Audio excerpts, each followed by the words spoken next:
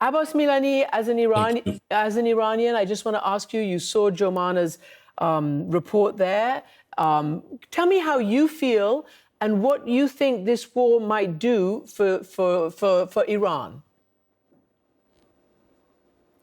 I feel a profound sense of sadness for the death of innocent Iranians, but I hold the Iranian regime responsible for it because I think they have put the country on a war path for 47 years, a war with Israel, a war with the United States that I think the people of Iran never signed up for.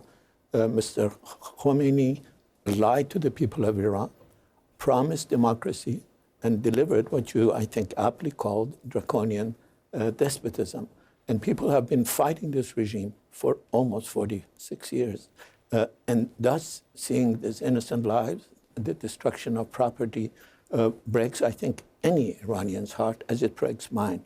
But I cannot forget that less than 3 months ago, this brutal regime killed at least, according to its own numbers, 100 innocent Iranians.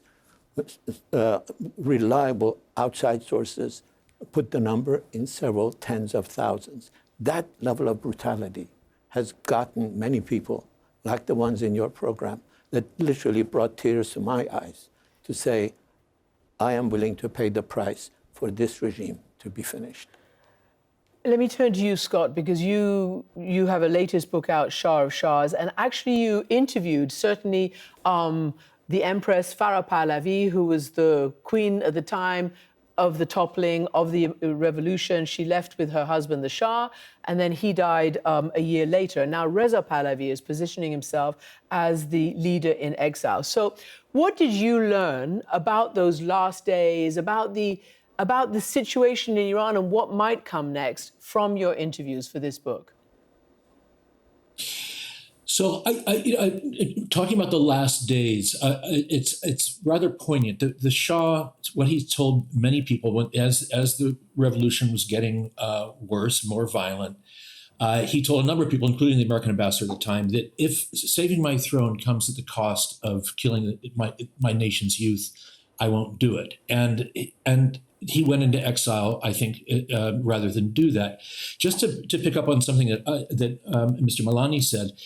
This regime, in the first weekend of January, by most reliable estimates, at least 10,000, a minimum of 10,000 people were killed by this regime. That's 4 times the number of people who were killed during the year-long course of the Iranian Revolution. So we're in a fundamentally different place and dealing with a fundamentally different regime than we were dealing with under the Shah. Mm-hmm. I want to go back to Abbas Milani and the bait and switch, because I remember, I was there in Iran during that year of revolution that led to the 1979 return of Khomeini. And I remember being quite shocked that upper middle class people, governments in the West, from the UK to the US to France, really believed that this guy in a turban, who sent religious cassettes back to Iran, was going to bring what he said was democracy and freedom and all the other things. Why do you think he had such an easy job of persuading the Iranian people and the governments abroad who had been allied with the Shah? Well, first of all, let me say that it is for me a pleasure and privilege to be talking to an iconic woman journalist that knows Iran so well. So it is for me a privilege to be talking with you. But I think it was easy because Khomeini had lived in exile.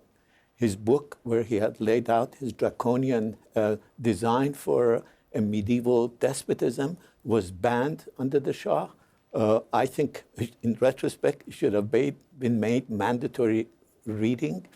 And there was a romance that many of Iranian intellectuals had with Khomeini, with the idea that Islam is a liberating force. It wasn't just the Americans that were fooled by Khomeini. We have to first begin with ourselves, the Iranian society. Almost the entire gamut of the left, the central forces, many women forces, many feminists came out to defend someone whose past heritage was to say the right of vote for a woman is the beginning of harlotry. And religious force that had fought every effort of Iranian women for freedom. If you had stayed in Iran, the international recognition you would have had had never been possible. If these guys had their upper hand under the Pahlavi regime, every effort the Shah made and his father made to improve the lives of women in Iran was fought by these regime, by the advocates of this regime, by Khomeini, and their predecessors. But this romance, this attachment to anyone who says anything against the West, Khomeini talked radically against the US, particularly after 1963. There is a difference, we now know, between xenophobia and anti-colonial discourse. Khomeini cleverly lodged his xenophobia, lodged his anti-Semitism in the rhetoric of anti-colonialism and anti-Zionism. And a lot of people were fooled by it, including the US, including Europe, and virtually everybody else.